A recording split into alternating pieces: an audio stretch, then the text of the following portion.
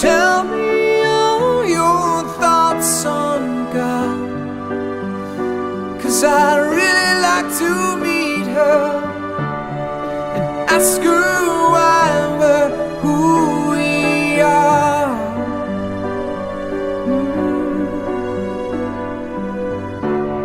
And tell me all your thoughts on God, 'cause I'm on my way to see her. So tell me, am I very far? Am I very far now? Am I very far now?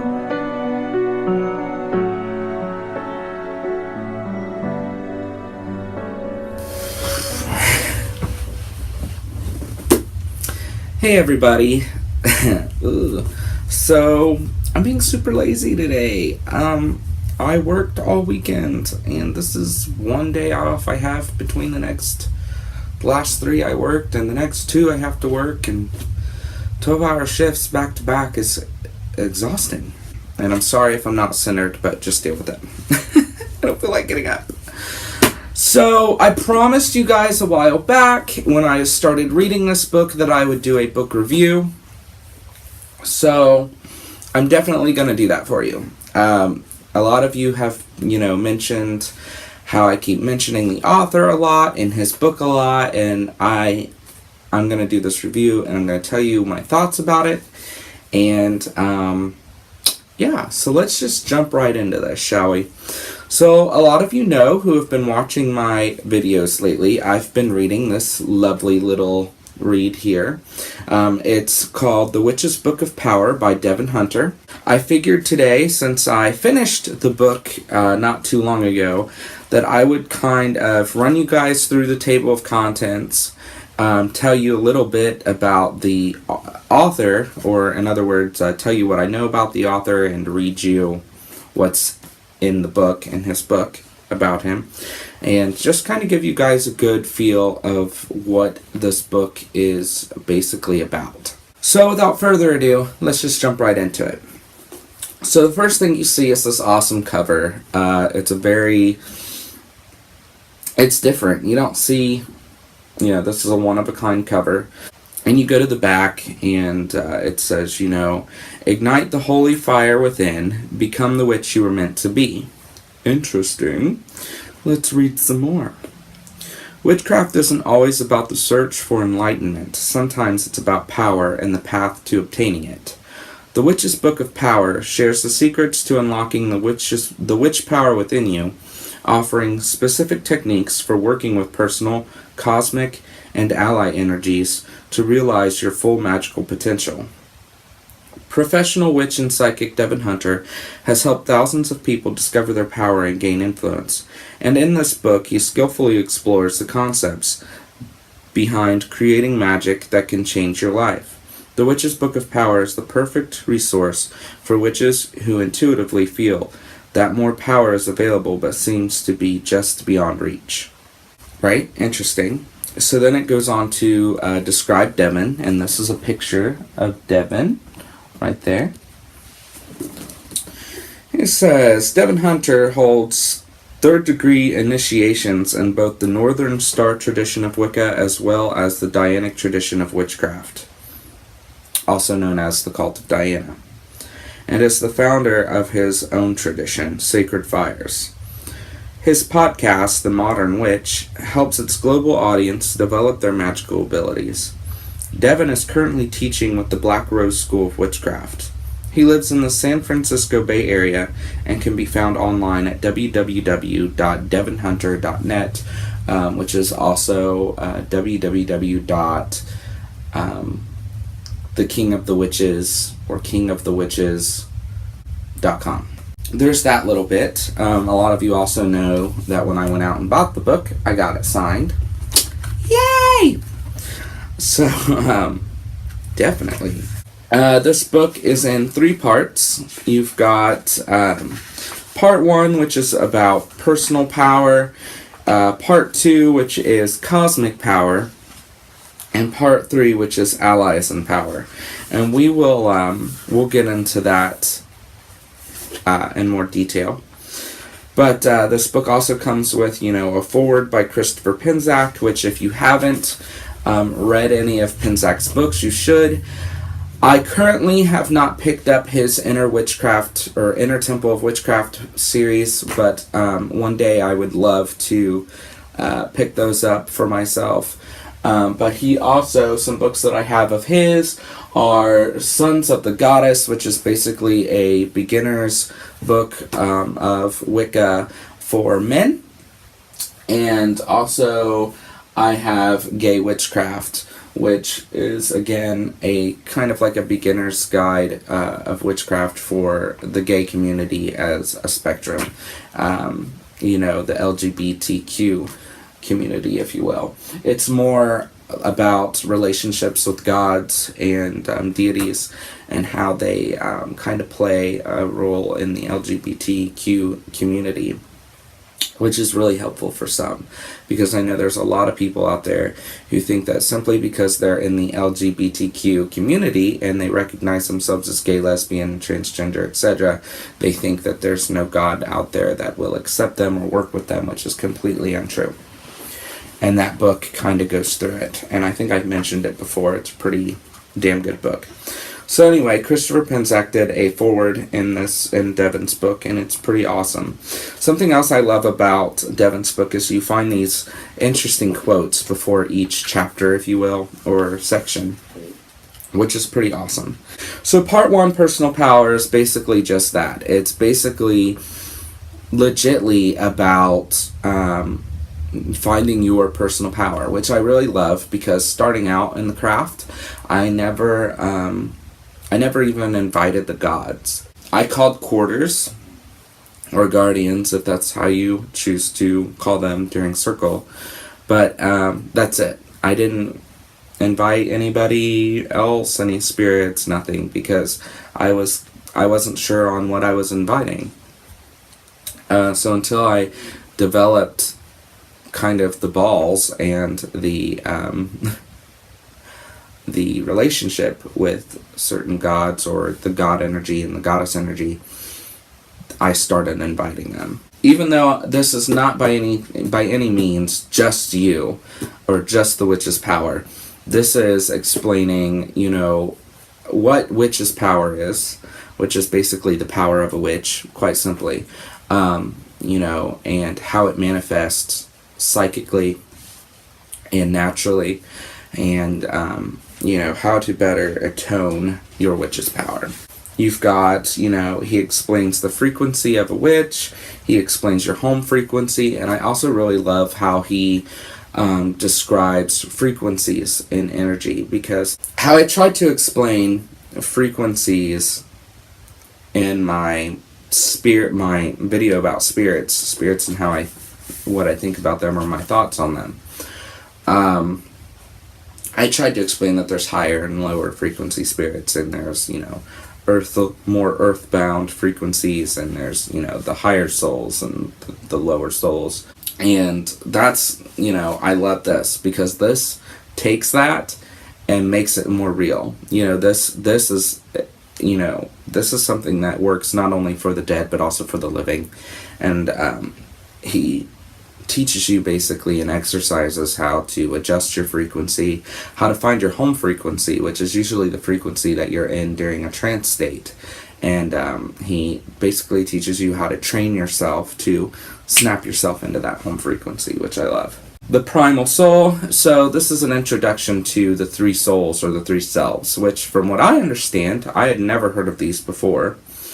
But, you do hear of these, but you don't necessarily hear these in the same context. So apparently this came from fairy witchcraft, which I have recently learned is not just about your Celtic fae, or your fae that people think are tiny and have little wings. The Celtic fae and different spirit types like that do come into play with a lot of the tradition, but it's also mostly a mixture of a lot of different traditions into one. You got a little bit of conjure in there, a little bit of Celtic, as well as some Hawaiian and Native American, and etc. Shaman practices, if you will. So basically, the three souls comes from the Fairy tradition, and the three souls are your primal soul, your ego soul, and your higher soul, or your higher self, if you will. So your primal soul is rooted in your root chakra, or chakra, however you want to pronounce it, and it's all about survival. It's literally your primal soul. It's very primal. It's very, I need this, this is what you need to survive. It's very emotional, it's emotion sensed or centered. Your primal soul is basically part of your subconscious. Your ego is what kind of gets in the way of your subconscious. Your ego is the little voice in your head that tells you you can or you can't do something. And even though it does have a purpose to basically process the information that you would get from your higher soul or your primal soul, it can get in the way. And of course, your higher soul is like your higher self. It is the soul that is in direct communication with your spirit guides, your gods, if you will, etc., all about your spiritual needs and all that, your connection with the divine. So he goes on to explain what each of these souls are, and he goes through techniques as to how to connect to each of these souls as one. And then he teaches you how to connect all of these souls together and work with them as a whole soul, which I think is very useful. He goes on to give each soul a totem. So you're also doing a lot of totem work and shamanic meditation work, which is really cool. It's definitely worth a read. I don't want to give away too much because I don't want you to take everything by heart from what I say, because most of these are my opinion and I'm just going through the contents right now. But even still, if you think that you would be interested in this subject matter, please pick up this book and read it for yourself, or rent it, or what have you. You can actually go onto the website I mentioned earlier, and I'll also put it in the description box. So if you want to go and get this book for yourself, you can go to his website directly, or you can go to Amazon. And I know that his website is selling signed copies of the book as well. So, part 2 is all about cosmic power. Now, plain and simply, cosmic power is basically about astrology. And I know, you're all thinking, oh god, astrology. No, not again. Because let me tell you, I'm one of those people. I do not like to, excuse my language, but fuck with astrology. I'm not a math major. I do not do math. I don't like it. I don't like to do it. So I like to avoid it whenever I can. And astrology is just one of those magical techniques that is just so mathy that no one really likes. And so I'm going to skip the whole section. No, I'm just kidding. I actually loved his astrology section. Yeah, I actually surprisingly loved his astrology section. He basically lays everything out for you. He tells you, this is how you figure out your natal chart to figure out all of, where all the planets were when you were born. This means that you figure out your sun sign, your moon sign, and your rising sign. I just learned, because of his book, I learned my rising sign. Which was surprising, by the way.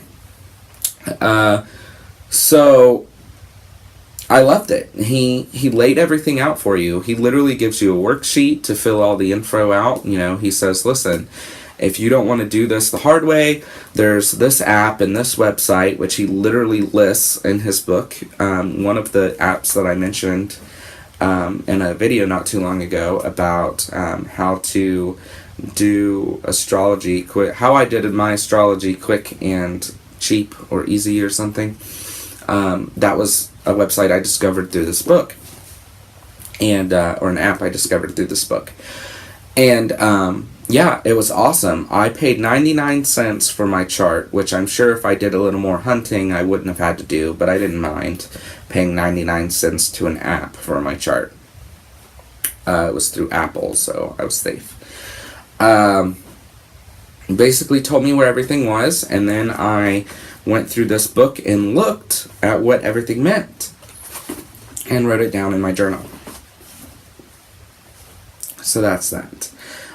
Super easy. He even, in this section, goes on to, you know how a lot of us witches were having a hard time during the recent Mercury in retrograde last month, and a lot of us were really hurting that month. We were really hurting. Like, let's be honest. That retrograde kicked most of our asses. Okay? He has incense recipes and techniques to basically vaccine yourself and help yourself work through or witch through Mercury in retrograde. Yeah. So it would have been a lot nicer to maybe, I don't know, read that section before Mercury went into retrograde. But I will tell you now, I am prepared for next time. Awesome stuff. Part 3 is all about allies and power. Now, allies and power being spirits that you would work with. This can be, you know, your higher self and its connection with, you know, your spirit guides. It can be in reference to God's spirits, the beloved dead, or the, you know, all kinds of different, excuse me, all kinds of different ways to work with spirits.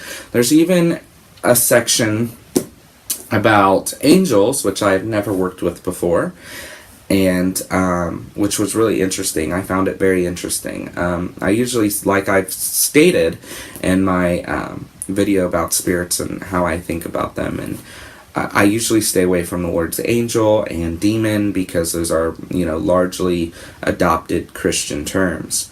But these are terms, these are creatures that have been around since before Christianity. Or these are spirits that have been around since before Christianity. And, you know, this is just kind of the best term to describe them, I guess. But even still, I'm stubborn and I try and stay away from it. You know, he goes on to explain angels and their nature and their hierarchy. And he also goes on to explain demons and what they really are.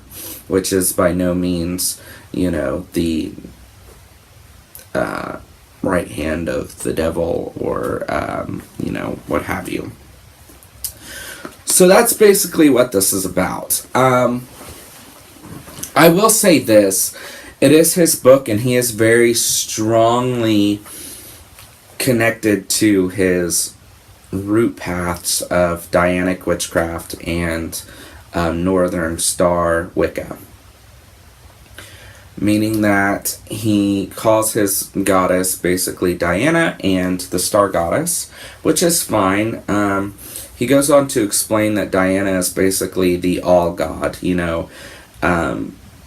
Diana is really not a goddess, she's more the creator, you know, like a lot of us think that there is a goddess and a god who are really parts of a creator, at least that's how I think of it. And that kind of creates a trinity in and of itself, and that the goddess can be broken down into a trinity, and the god can be broken down into another trinity. And basically, that's how I, you know, have been viewing things for the longest time. Diana is kind of the creator, you know. Diana, when you say Diana, you're speaking more of the feminine aspects of the creator, and when you speak of I believe it's Dianus. He's the, you know, the god aspect in Devon's tradition, but he's more of the male aspect, if you will. And even though he uses, what's good about these terms is even though he uses them heavily, they're very adaptable. You can adapt them for yourself. You can replace them with your own names and kind of play them out, because Diana is a genderless god, is a genderless deity. the creator is genderless in truth. The creator's been around since before creation, literally. So gender is a small thing, so that's the good thing about that. He also describes his God aspect as being Lucifer, which I know a lot of us get hung up on the name Lucifer. I get hung up on the name Lucifer to this day.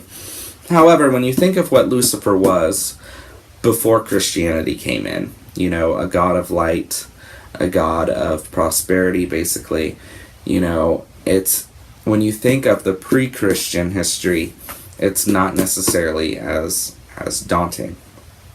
But yes, Lucifer's name is mentioned. There are spells in here that are wondrous. Quite a few of them I've already written down, and I'm going to try myself, specifically to connect to my higher self and my Al Totem. I feel like I haven't necessarily gotten as much information. I feel like, especially with my Al Totem, there is more to explore to that. I don't have everything that I thought I did. So I'm really excited to get into that and really kind of explore more into that a little deeper. And so as you can see, I've started to make, a lot of notes that I can go back and look at. But that is Devin Hunter's, my bookmark. That is Devin Hunter's The Witch's Book of Power. He's already working on coming out with his second book, which I believe is The Witch's Book of Spirits, I believe is what he called it. But I'm definitely eager to get my hands on that one as well as soon as it comes out. Hopefully I'll get it signed as well. And I highly recommend this book. Even if you're not into, fairy witchcraft or Dianic witchcraft or whatever, I definitely think this book has a little something for everybody to pull out of it. So I would definitely recommend it. Like I said, I'll put his website, Devin's website, in the down bar. But you can also get this book off of Amazon and Barnes & Noble. So I hope you guys enjoyed this little review and this little kind of walkthrough of it. All in all, I would give this book 5 stars out of 5. Because it really kind of walks you through everything step by step. And simply because the astrology, he made it a subject that is not very interesting to most of us, or at least a fair amount of us, and made it interesting for us and easy for us to get through. So I hope you guys enjoy. Let me know what you guys think of this book if you read it. Share your thoughts with me, because I'd love to have a discussion with you. So blessed be, and have an awesome rest of your week.